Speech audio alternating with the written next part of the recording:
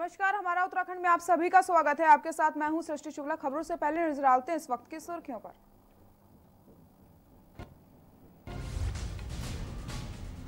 Corona के मामलों में जबरदस्त उछाल, देश में नहीं रुक रही रफ्तार। पिछले 24 घंटे में 7,466 नए केस, 175 लोगों की मौत।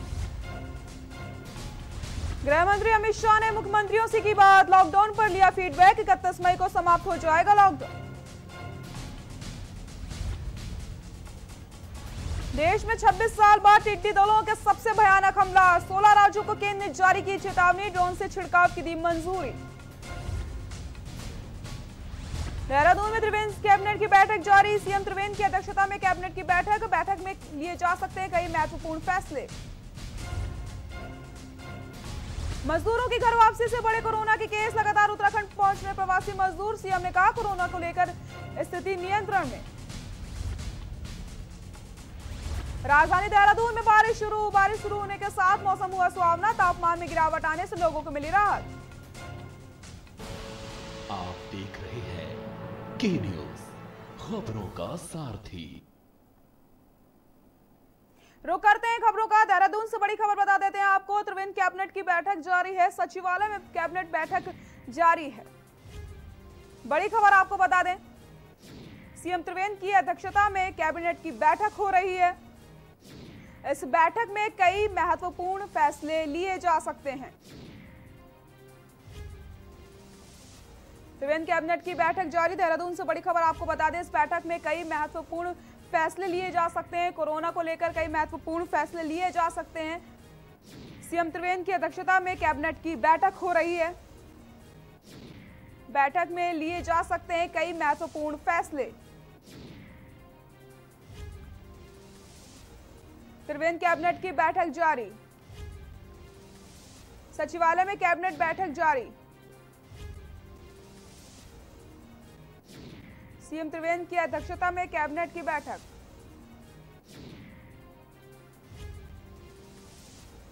बैठक में लिए जा सकते हैं कई अहम महत्वपूर्ण फैसले। देहरादून से बड़ी खबर आपको बता दें, त्रिवेंद्र कैबिनेट की बैठक जारी, इस बैठक में कई महत्वपूर्ण फैसले लिए जा सकते हैं। सचिवालय में कैबिनेट की बैठक जारी है। सीएम त्रिवेंद्र की अध्यक्षता में कैबिनेट की बैठक में लिए जा सकते हैं कई महत्वपूर्ण फैसले। कोरोना को लेकर भी कई महत्वपूर्ण फैसले आ सकते हैं। त्रिवेंद्र कैबिनेट की बैठक जारी है। देहरादून से बड़ी खबर आपको बता रहे हैं, सचिवालय में कैबिनेट की बैठक जारी।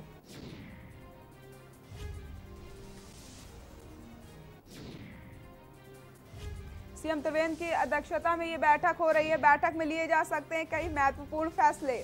देहरादून से बड़ी खबर आपको बता दें, इस बैठक में कई महत्वपूर्ण फैसले लिए जा सकते हैं।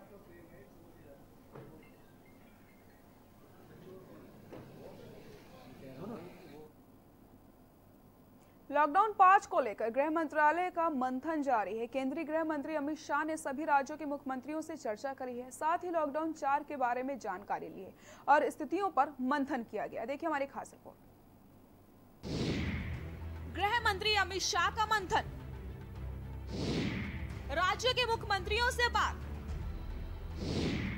क्या देश में लागू होगा लॉकडाउन 5? क्या होगी आगे की रणनीति?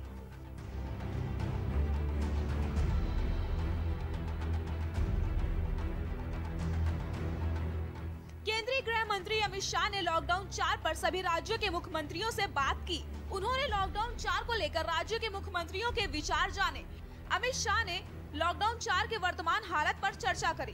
गृह मंत्री ने राज्यों के मुख्यमंत्रियों से 31 मई के बाद लॉकडाउन पर उनके राज्यों की क्या राय है और आगे क्या सोचते हैं, इस पर उनके विचार जाने। बता दें कि लॉकडाउन 4 की अवधि 31 मई को खत्म हो रही है। क्या देश में लॉकडाउन 5 लागू होगा? फिलहाल सबकी नजर इस पर है। हालांकि सरकार का लॉकडाउन 5 पर मंथन जारी है। लॉकडाउन 4 के खत्म होने के पहले ही लॉकडाउन 5 की आहट सुनाई देने लगी है। 31 मई को प्रधानमंत्री नरेंद्र मोदी मन की बात करेंगे। सूत्रों का कहना है कि मन की बात में पीएम मोदी बहुत कुछ साफ कर सकते हैं। वैसे सूत्रों का यही कहना है कि 2 हफ्तों के लिए लॉकडाउन का बढ़ना लगभग तय है। सरकार ज्यादा छूट देकर अर्थव्यवस्था को पटरी पर लाने की कोशिश करती दिख रही है, लेकिन जो जिले कोरोना से सबसे ज्यादा प्रभावित हैं, उन्हें इस बार भी राहत मिलने की उम्मीद कम है। सूत्रों के मुताबिक लॉकडाउन 5 में 11 शहरों पर सख्ती जारी रहेगी। ये वो शहर है जहां कोरोना का संक्रमण लगातार बढ़ रहा है। जिन शहरों में पाबंदी जारी रह सकती है वो हैं दिल्ली, मुंबई, बेंगलुरु, पुणे, ठाणे, इंदौर, चेन्नई, अहमदाबाद, जयपुर, सूरत, कोलकाता। इन 11 शहरों में भारत में कुल कोरोना संक्रमित केस के 70% मामले मिले हैं, जबकि अहमदाबाद, दिल्ली, पुणे, कोलकाता और मुंबई में ये और भी खतरनाक है। यहाँ देश के कुल मरीजों की 60% लोग पाए गए हैं। लॉकडाउन के 5वें चरण में केंद्र की ओर से धार्मिक स्थलों को खोलने की छूट दी जा सकती है, लेकिन नियम और शर्तें लागू रहेंगी।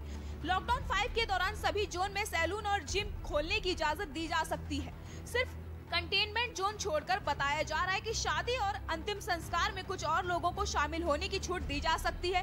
फिलहाल गृह मंत्रालय के रवैये से ऐसा लग रहा है कि लॉकडाउन 5 की तैयारी है, लेकिन वो कुछ शर्तों के साथ आ सकता है।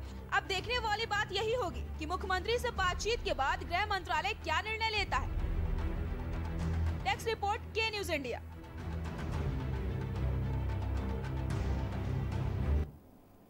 कोटद्वार से बड़ी खबर आपको बता देते हैं। भालू ने ग्रामीण पर जानलेवा हमला किया है। ग्रामीण की मौके पर ही दर्दनाक मौत हो गई। जानवरों के साथ जंगल गया था ग्रामीण। लैंसडाउन तहसील के पैनल गांव का ये पूरा मामला बताया जा रहा है। बड़ी खबर आपको बता देते हैं, जहां पर भालू ने ग्रामीण पर जानलेवा हमला कर दिया। ग्रामीण की मौके पर ही मौत हो गई है। जानवरों के साथ जंगल गया था ग्रामीण। लैंसडाउन तहसील के पैनल गांव का ये पूरा मामला बताया जा रहा है। ग्रामीण की दर्दनाक मौत हो गई है। कोटद्वार से बड़ी खबर बता दें, भालू ने ग्रामीण पर किया है जानलेवा हमला। ग्रामीण की मौके पर ही हुई है दर्दनाक मौत।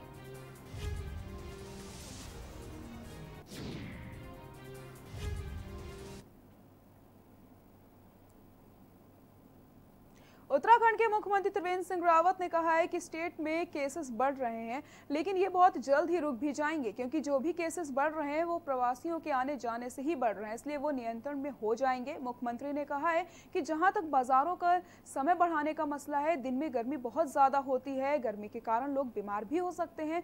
भारत सरकार ने भी शाम 7 बजे तक समय निर्धारित किया हुआ है। उन्होंने कहा है कि अगर दुष्प्रभाव दिखाई देता है तो निर्णय वापस भी ले लिया जाएगा। देखिए हमारी खास रिपोर्ट। देखिए,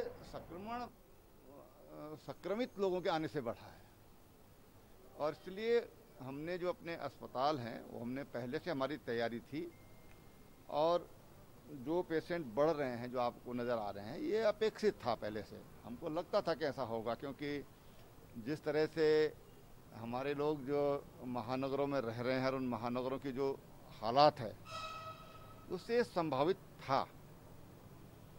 लेकिन ये बीमारी ठीक हो रही है।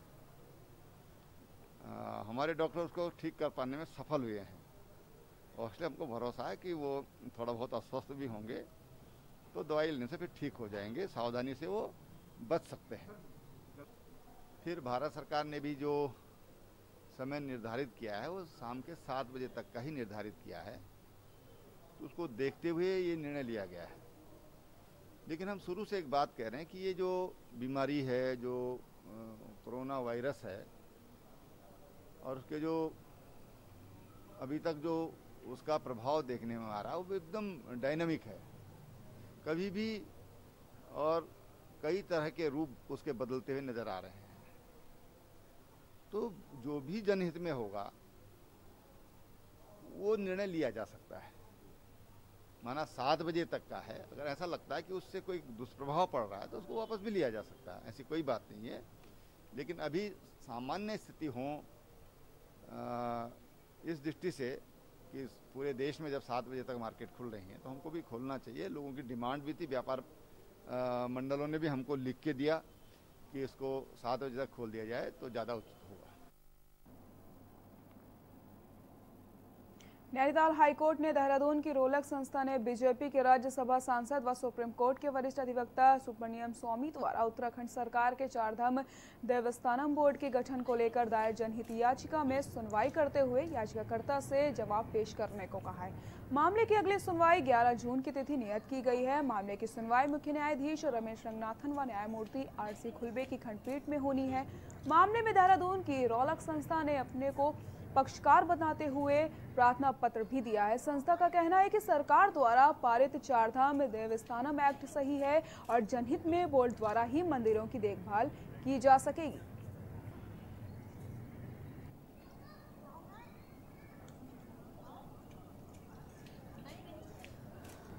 के देहरादून की तरफ से इंटरवेंशन फाइल की है और उस इंटरवेंशन में हमने कोर्ट के सामने ये रखा है कि ये एक्ट बिल्कुल सही बनाया गया है और किसी भी तरीके से किसी भी हिंदू रिलीजियस एक्टिविटी को ये एक्ट हैम्पर नहीं करता है। आर्टिकल 25 के क्लॉज 1 में ही साफ लिखा हुआ है कि अगर government by act any secular activity of any religious institution manage करना चाहे तो वो कर सकती है। मंगलौर नारसन बॉर्डर पर आ रहे प्रवासियों की परेशानी को देखते हुए आरएसएस ने शिविर लगाया है, जहां सुबह से नाश्ते को लेकर रात्रि भोजन व्यवस्था स्वयं सेवकों द्वारा की जा रही है। छोटे बच्चों के लिए दूध आदि की व्यवस्था की गई है।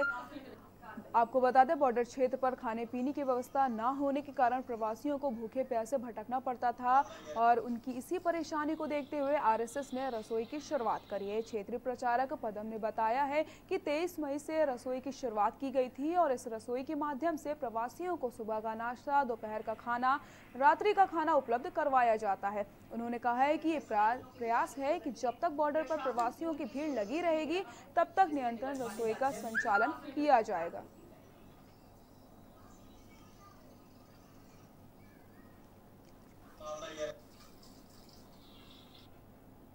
22 मार्च को जो लॉकडाउन लगा उसमें जो राष्ट्रीय चैनल थे वो लगातार अपने बड़े बड़े शहरों की खबरें दिखा रहे थे। अब हमें चिंता होती थी कि हमारे छोटे शहर को, जो मंगलौर एक बहुत बड़ा छोटा सा शहर है, एक कस्बा है, उसकी खबर कैसे हम तक पहुंचे। हम तो घरों में कैद हो चुके थे। तो उसमें के न्यूज़ बहुत ही अच्छी भूमिका निभाई है इस चैनल ने और ख़ुसूसन इसके रिपोर्टरों ने, जो भी रहे हों, बड़ी अच्छी इन्होंने खबरें। के न्यूज़ की लोकप्रियता दिन प्रतिदिन बढ़ती जा रही है। के न्यूज़ के दर्शकों को अपार प्यार मिल रहा है और आम आदमी के साथ साथ पुलिस अधिकारी भी के न्यूज़ की प्रशंसा कर रहे हैं। लॉकडाउन में भी के न्यूज़ ने ग्राउंड जीरो से छोटी बड़ी खबरें दिखाई थी। के न्यूज़ के रिपोर्टर कोरोना वायरस जैसी भयंकर महामारी में भी खबरें लगातार दर्शकों तक पहुंचा रहे थे। के न्यूज़ लगातार जनता को कोरोना वायरस जैसी महामारी से बचने के लिए जागरूक भी करता रहता है। इसको देखते हुए मंगलौर क्षेत्र के निवासियों ने के न्यूज़ का आभार व्यक्त किया है और प्रशंसा भी करी है। के न्यूज़ की भी जनता को विश्वास दिलाता है कि के न्यूज़ उनकी उम्मीदों पर खरा उतरेगा, पल पल की खबरों से उनको रूबरू कराता रहेगा। के न्यूज़ लोगों से अपील करता है कि सरकार द्वारा बताए गए दिशा निर्देश का आप पालन करें, सोशल डिस्टेंस बनाए रखें, घरों में ही रहें, क्योंकि सुरक्षा ही कोरोना जैसी महामारी से बचने का उपाय है।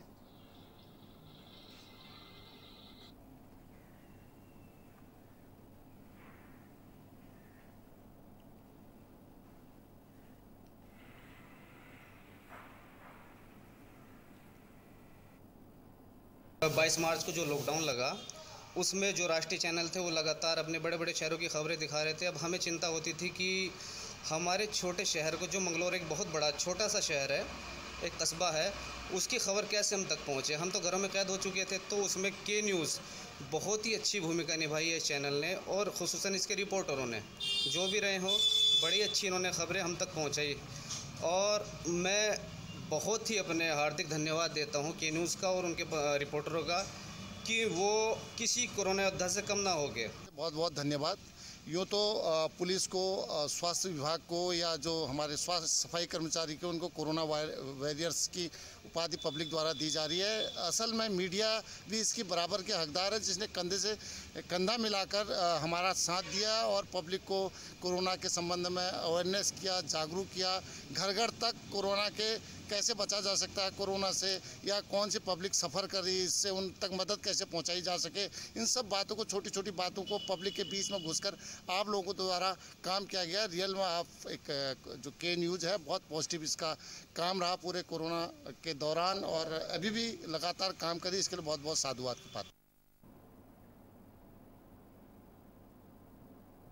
मुख्यमंत्री त्रिवेंद्र सिंह रावत ने सचिवालय में मुख्यमंत्री स्वरोजगार योजना का शुभारंभ किया। मुख्यमंत्री त्रिवेंद्र सिंह रावत ने अधिकारियों को दिए दिशा निर्देश की योजना की जानकारी गांव-गांव तक पहुंचाई जाए ताकि युवा इस योजना का लाभ उठा सके। जनप्रतिनिधियों एवं जिला स्तरीय अधिकारियों के माध्यम से योजना का व्यापार प्रचार किया जाएगा। आपको ग्राफिक्स के जरिए बताते हैं। आत्मनिर्भर बनाने के लिए सरकार की स्कीम। मुख्यमंत्री स्वरोजगार योजना का हुआ शुभारंभ। सीएम त्रिवेंद्र सिंह रावत ने योजना का किया शुभारंभ।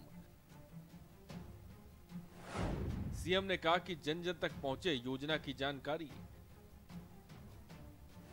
योजना की जानकारी गांव-गांव तक पहुंचाई जाए, सभी को मिले योजना का लाभ। युवाओं को मिलेगा स्वरोजगार का अवसर। रिवर्स पलायन को मिलेगा बढ़ावा। प्रवासी और युवाओं को प्रदेश में ही रोजगार का मौका। रोजगार के लिए परियोजनाओं पर मिलेगा ऋण। विनिर्माण में 25 और सेवा क्षेत्र में 10 लाख तक का मिलेगा ऋण। बेरोजगार युवा खुद के व्यवसाय के लिए होंगे प्रोत्साहित। मार्जिन मनी होगी अनुदान के रूप में समायोजित। मुख्यमंत्री स्वरोजगार योजना में पात्रता की शर्तें एवं अर्हता। आवेदन की प्रक्रिया एवं योजना का क्रियान्वयन। ऑनलाइन और मैनुअल आवेदन कर सकते हैं आवेदक।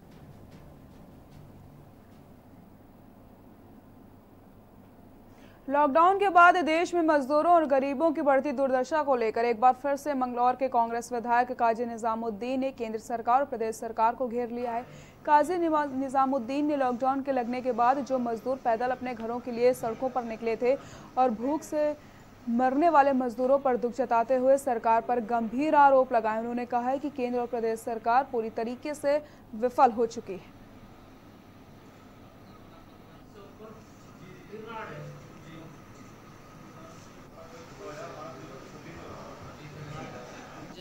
कांग्रेस की राष्ट्रीय अध्यक्षा श्रीमती सोनिया गांधी जी के आह्वान पर स्पीक अप इंडिया एक हमारी कैंपेन थी सोशल मीडिया पर, क्योंकि कांग्रेस एक गांधीवादी पार्टी है, नियम कानून मानने वाली पार्टी है। कोविड-19 के चलते हुए जो लॉकडाउन है उसका हम पालन करेंगे, तो हमने जनता के बीच में एक सोशल मीडिया के थ्रू एक आवाज़ उठाई, जिसमें कि ये माइग्रेंट लेबरर्स, मजदूर जो वापस आ रहे हैं, इनकी दुर्दशा पर, और जो आज की तारीख में आम आदमी की अर्थव्यवस्था बहुत बुरी तरह चरमरा गई है, उनकी आवाज़ उठाई हम लोगों ने। उत्तराखंड सरकार द्वारा राज्य में मंदिरों के रखरखाव के मद्देनजर बनाए गए 4 धाम देवस्थान बोर्ड को लेकर तीर्थ पुरोहितों और पंडा समाज में खासा गुस्सा देखने को मिल रहा है। उनका कहना है कि तमिलनाडु और केरल की तरह से उत्तराखंड सरकार की मंशा भी मंदिरों का सरकारीकरण करने के लिए शुरू हो गई है। आपको दिखाएंगे ब्रेक के बाद ये पूरी खबर।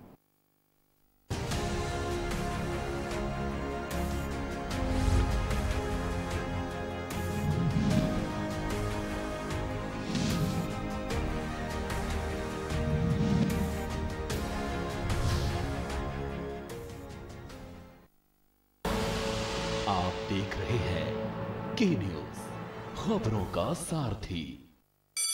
Mount Litra Z School, Unnao, #1 in academics, #1 in sports, best teachers, best result, smart classroom, best transport facility, world class infrastructure के साथ Mount Litra Z School, Unnao।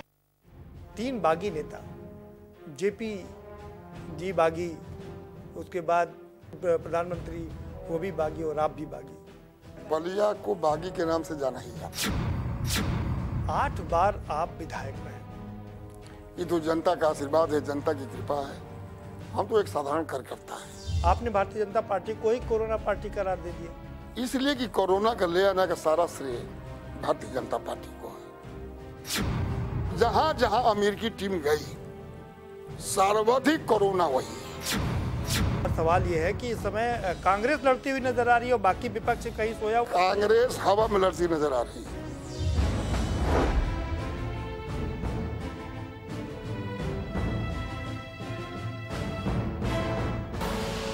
आप देख रहे हैं के न्यूज, खबरों का सारथी।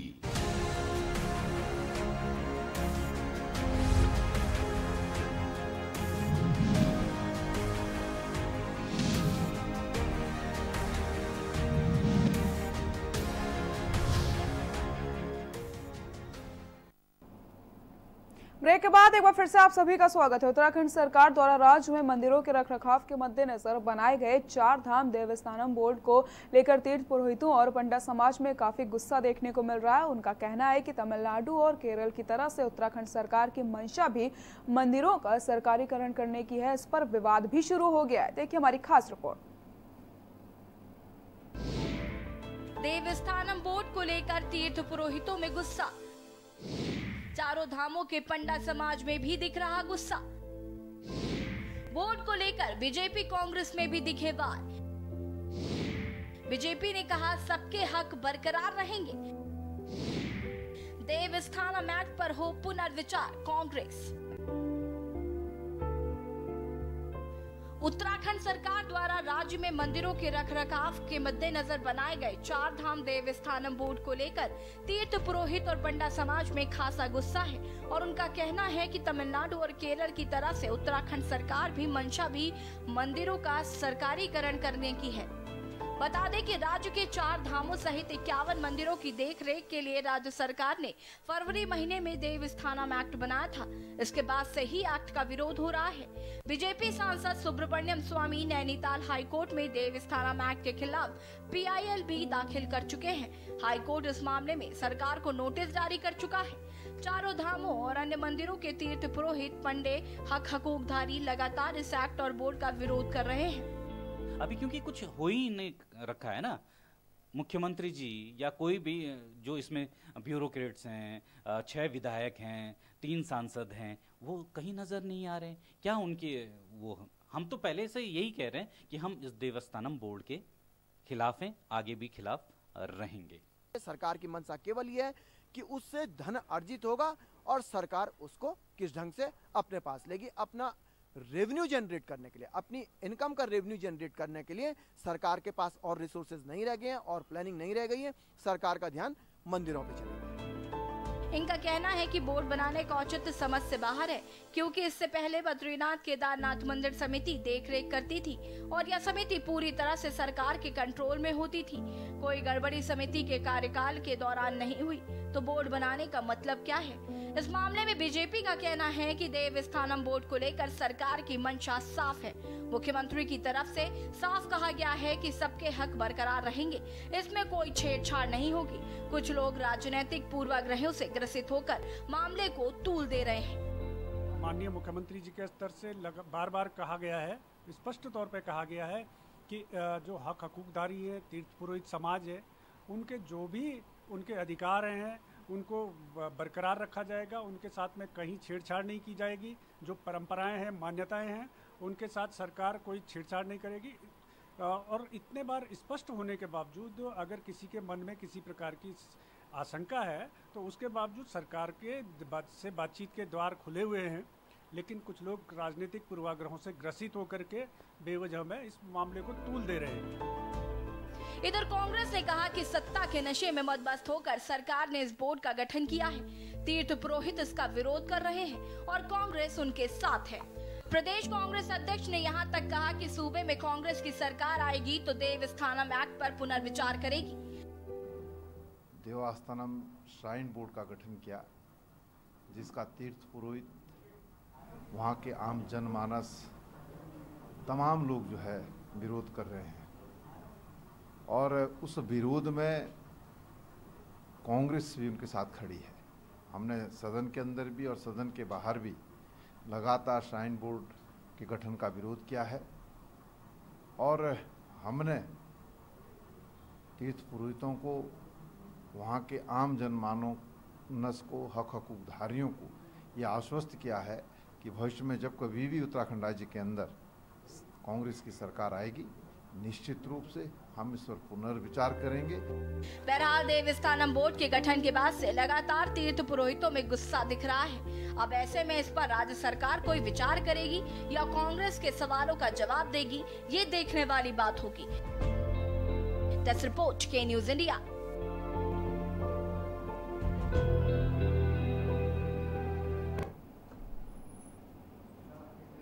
बुलेटिन में फिलहाल के लिए इतना ही। देखते रहिए के न्यूज इंडिया। नमस्कार।